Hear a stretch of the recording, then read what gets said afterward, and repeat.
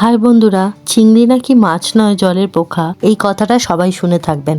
আসলে মাছ বলতে বোঝায় যাদের মেরুদণ্ড পাখনা আছে, ফুলকার সাহায্যে শ্বাসকার্য চালায়। চিংড়ি মাছের মেরুদণ্ড নেই, আর এদের শ্বাসঙ্গ প্রকৃত ফুলকার মতনও নয়। এছাড়া এদের সন্ধিপথযুক্ত পা আছে, যেমন পোকাদের অনেকগুলি পা থাকে, তাই চিংড়িকে জলের পোকা বলা হয়। গলদা চিংড়ি বা বাগদার কদর বরাবরই হেসেলে বেশি হলেও কুচো চিংড়ি কিছু কম যায় না। এরা পদে ছোট হলেও স্বাদে কিন্তু বড়। শুধু স্বাদ বৃদ্ধি নয়, গুণাগুণও আছে প্রচুর। ক্যালোরি, কার্ব এবং ফ্যাট কম হলেও প্রোটিনের পরিমাণ খুব বেশি। 100 গ্রাম চিংড়ি মাছের প্রোটিন থাকে 28 গ্রাম।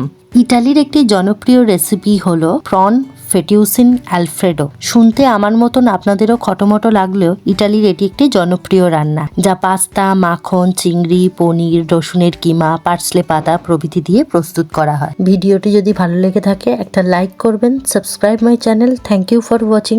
টাটা।